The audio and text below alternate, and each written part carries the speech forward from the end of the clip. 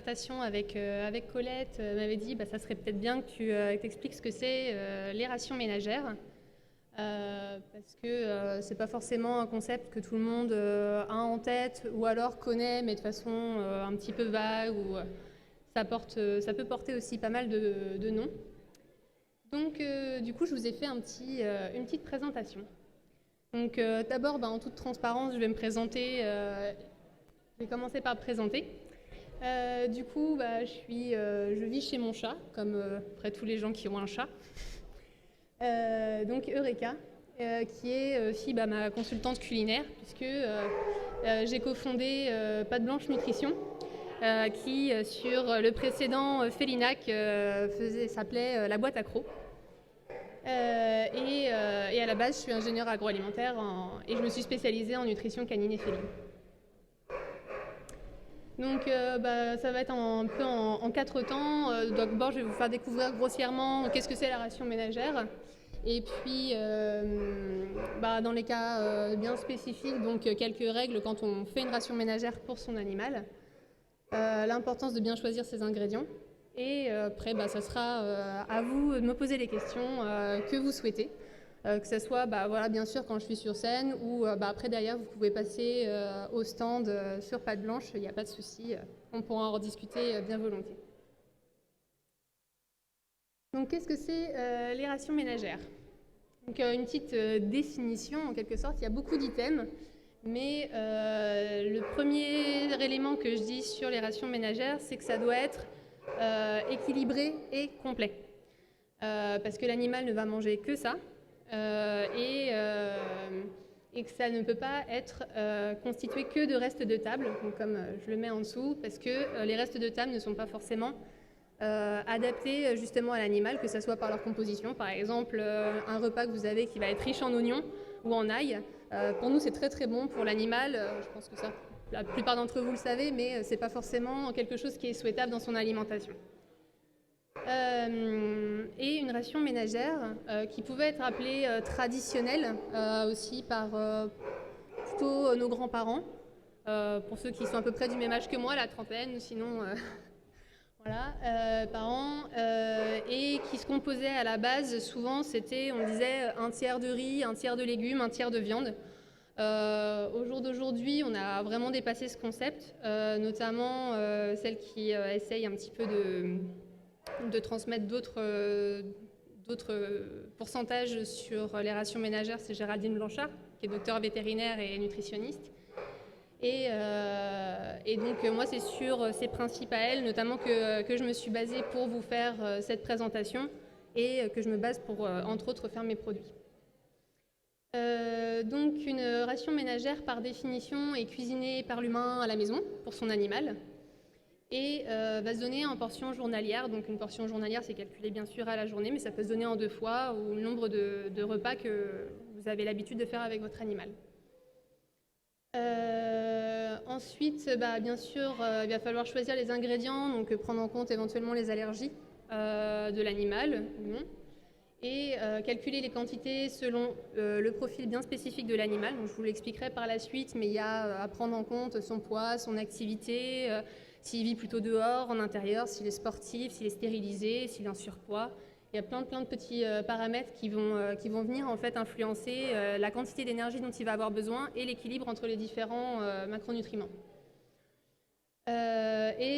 Souvent, la ration ménagère est conseillée pour les animaux qui sont difficiles ou malades, donc avec certains types de pathologies dont les croquettes ne sont pas forcément adaptées ou pas forcément bien tolérées, ou alors tout simplement parce qu'on a envie de maîtriser ce que mange son compagnon.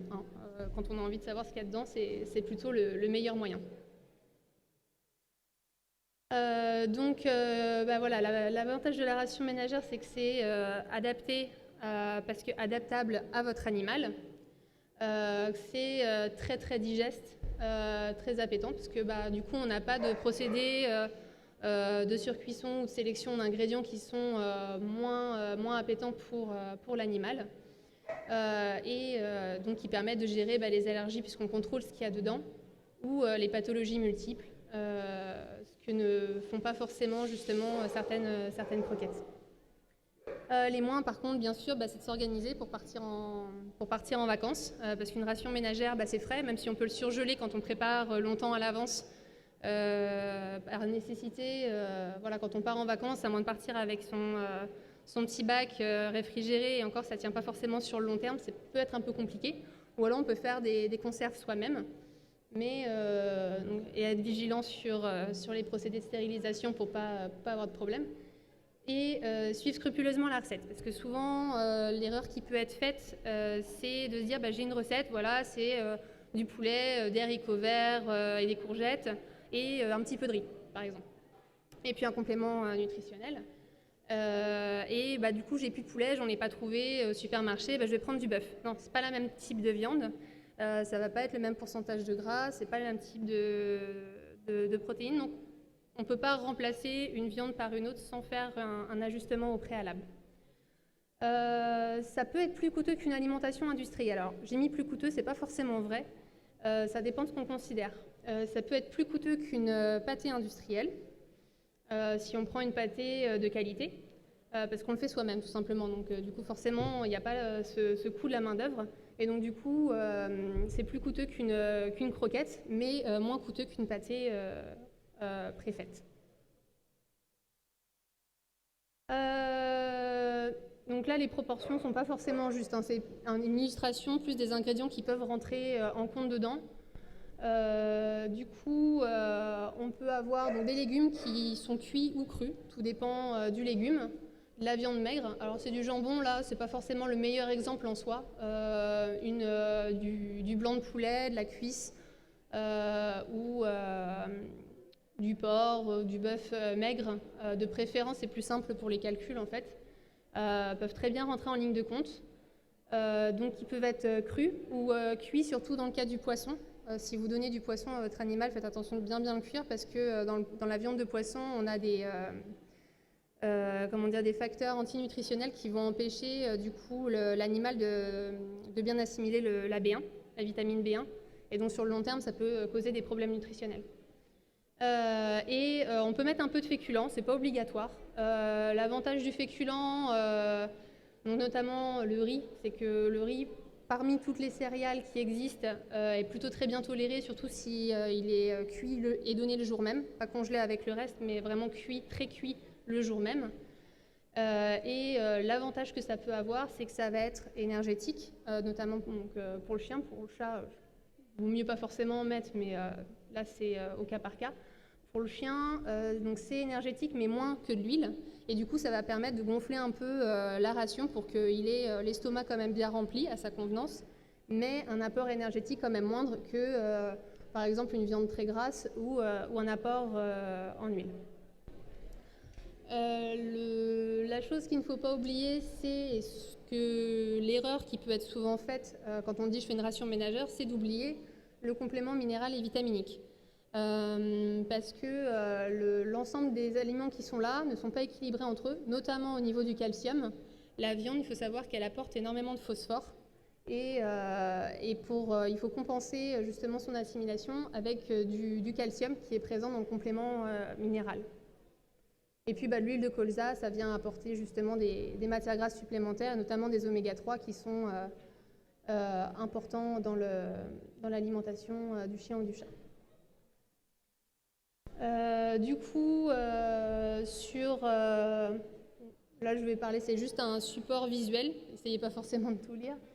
C'est ce que je vous disais précédemment, c'est-à-dire quand on va faire une ration ménagère pour son chien ou son chat, ou la commander en ligne, ou le faire, par exemple, je vous ai mis récapituler des ressources qui peuvent être prises à la fin. Il y a des tableurs qui existent, qui sont très bien faits sur Internet, qui permettent de calculer la ration ménagère pour son chien. On va prendre en compte le type de race, parce qu'il va y avoir des chiens comme les races nordiques, par exemple, qui ont besoin d'énormément d'énergie, donc sous nos climats, et qui ne font pas de sport. Finalement, il faut vraiment, vraiment réduire la part énergétique dans son alimentation. Ou des dogs et des lévriers qui, eux, par contre, du coup, ont un besoin plus important. Le sphinx, bien sûr, chez le chat, pareil, a besoin d'un peu plus d'apport énergétique que les autres. Le comportement, parce que tout ça, en fait, ça va permettre d'influer sur l'apport énergétique. Alors, quand on fait une ration ménagère, et comme en nutrition en général, on va réfléchir sur l'énergie qui est apportée à l'animal dans sa journée. Donc si mon animal il a besoin de 250 kilocalories sur un repas, par exemple, va falloir que je lui apporte les bonnes proportions de protéines, de gras, de fibres, pour lui apporter cette énergie-là. Et qu'il puisse le manger, parce que si on a un repas qui est en soi pas très dense énergétiquement, il va devoir en manger 2 kilos avant d'avoir son content d'énergie. Et sur un chihuahua, ça peut être compliqué.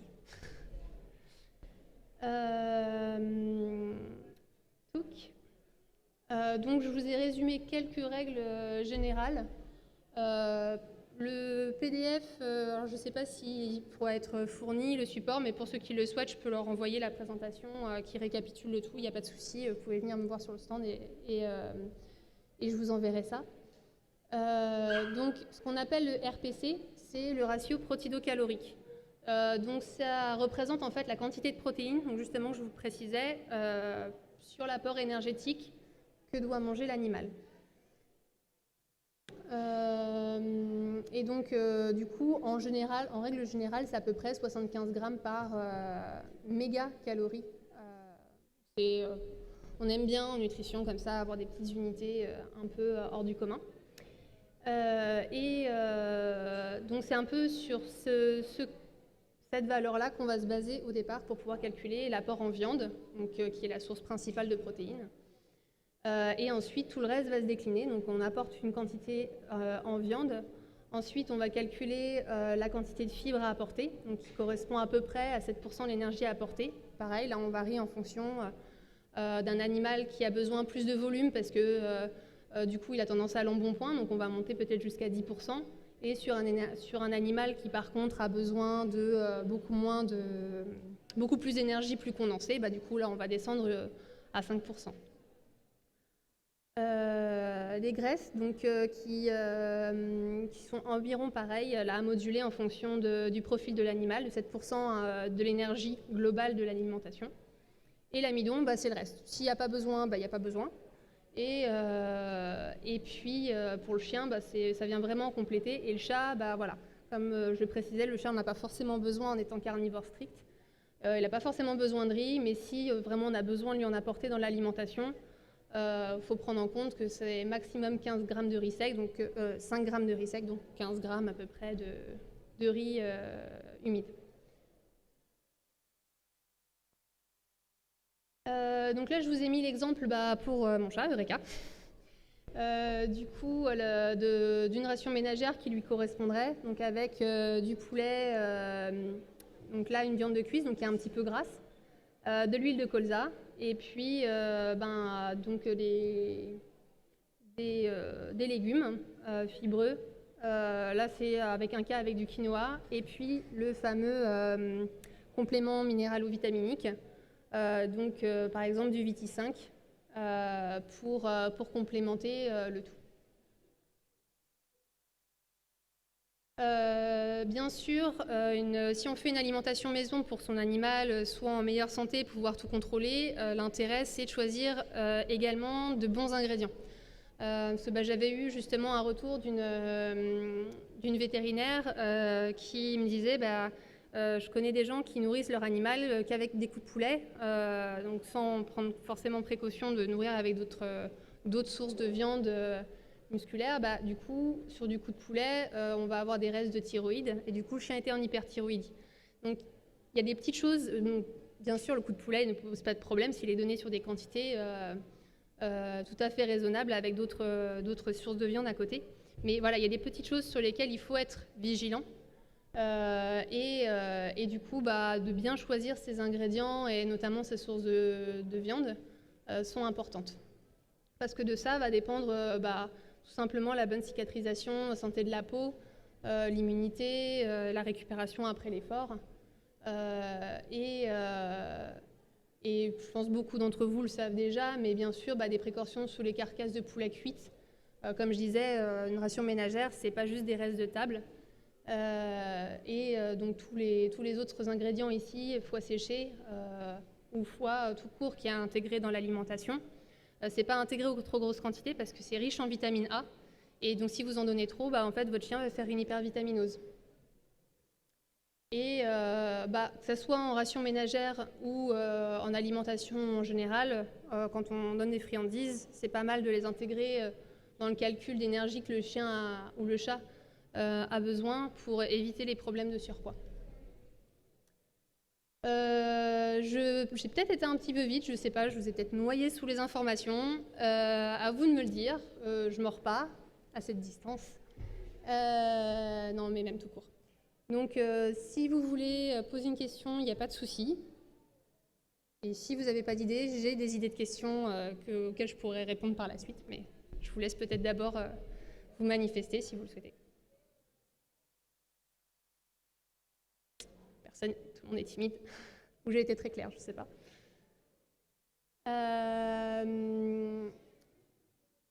Sur l'huile d'olive, par exemple, parce que c'est vrai que j'ai parlé d'huile de colza, il y a d'autres types d'huiles qui peuvent être utilisées. L'huile de colza, son avantage, c'est qu'elle est assez neutre en goût et qu'elle elle a un bon ratio entre les oméga 6 et les oméga 3.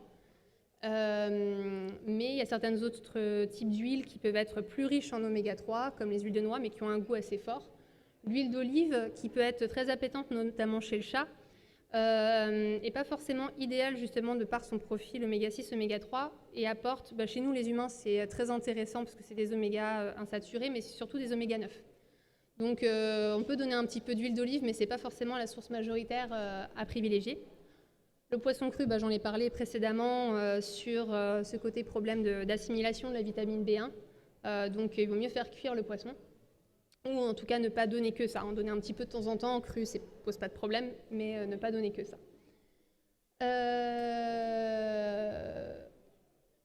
Les croquettes sans céréales, pourquoi contiennent-elles des glucides? C'est une très vaste question, je ne sais pas si vous avez envie que je la traite maintenant ou plus tard. Il y a un atelier, deux ateliers que j'anime du coup cet après-midi à 14h et 17h. On pourra en reparler notamment de façon plus ample à ce moment-là. Il me reste encore un petit peu de temps. Et donc les légumes, un peu comme je l'ai présenté pendant les diapos précédentes, c'est ce qui va venir apporter en fait des fibres. Souvent on me demande mais pourquoi dans tes produits il y a des légumes pour le chat? C'est un carnivore strict. En fait tout simplement parce que quand le chat va chasser dans la nature, il va manger une proie entière, sauf le pancréas en général. Et en fait les poils et la peau de l'animal vont servir de lest intestinal, de fibres en fait, tout simplement. Et du coup, c'est l'intérêt des légumes dans une ration ménagère, c'est de remplacer cet apport en fibres qui normalement se fait de façon assez simple quand l'animal va manger ou se nourrir dans la nature. Les féculents, pareil, j'en ai un petit peu parlé. C'est tout simplement d'avoir un apport énergétique, pour ceux qui auraient pris peut-être le train en cours, d'avoir un apport énergétique moindre par rapport à du gras, donc qui viennent faire plus de volume, notamment pour le chien. Parce qu'après sinon il va venir réclamer toute la journée parce qu'il n'a pas l'estomac assez plein, du coup il a l'impression qu'il a faim. Soit on met plus de courgettes, parce que plein de fibres et beaucoup d'eau, soit on remplace une partie de l'énergie apportée par des féculents. Et moi j'ai plutôt une préférence pour le riz de ce côté-là. Du coup, les croquettes sans céréales, pourquoi contiennent-elles quand même des glucides? Tout simplement parce que des croquettes, il faut de l'amidon pour pouvoir en faire la structure. Et donc finalement, le riz, les pommes de terre ou le maïs qui peuvent être utilisés pour les croquettes vont tout simplement être remplacés par d'autres sources d'amidon. Qui sont par exemple des pois ou d'autres fécules qui peuvent rentrer en ligne de compte, la pomme de terre. Donc voilà tout simplement, mais ces sources-là n'apportent pas forcément que des glucides, elles peuvent apporter aussi des fibres, donc il faut être assez vigilant notamment sur son apport en légumes aussi, parce que ça va être des fibres du coup qui vont pouvoir servir de lest, donc à bien prendre en compte si dans une ration ménagère on amène des pois ou d'autres légumineuses. de ne pas surcharger trop l'alimentation en fibres, sinon on finit en diarrhée malgré une bonne transition. Voilà, j'ai un petit peu rushé les questions, ma foire aux questions. Les quelques sources dans lesquelles j'ai pu, entre autres, prendre les informations que je vous ai mises. Et les fameuses ressources dont je vous parlais, donc à ne pas hésiter à solliciter. Sur Nantes, le docteur Lemoine que j'ai rencontré est vraiment très intéressante d'un point de vue nutritionnel, même si à la base elle s'occupe plutôt de toute la partie reproduction, elle est plutôt calée sur tout ce qui est nutrition. Et justement ouverte sur le BARF aussi, donc ça c'était quelque chose d'assez intéressant à voir. Pardon, excusez-moi, je n'avais pas vu la question.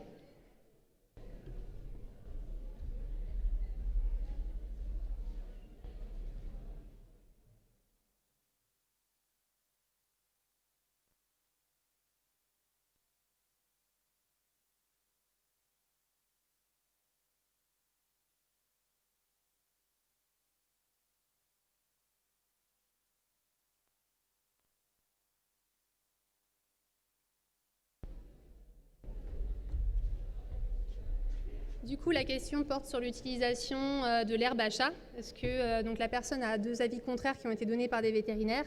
Il faut les faire vomir ou pas les faire vomir. Je vais avoir une réponse entre deux. Parce qu'en fait, tout dépend du chat. C'est pour ça que là, pour le coup, moi n'étant pas vétérinaire, je ne vais pas aller spécialement à l'encontre d'un avis vétérinaire, pour le coup, surtout ne connaissant pas l'animal. Après, sur certains chats, effectivement, notamment à poils longs, éjecter des boules de poils, ça peut être intéressant. L'apport en fibres qui est dans l'alimentation, notamment, par exemple, on peut retrouver dans les croquettes le psyllium ou ce genre de fibres. La pulpe de betterave peut aussi servir de lest pour pouvoir éliminer les poils par le tube digestif de façon tout à fait naturelle. Donc en fait, ça dépend comment est-ce qu'on privilégie l'évacuation des poils, s'ils sont très longs ou pas, si on brosse régulièrement son chat ou pas. Autre question?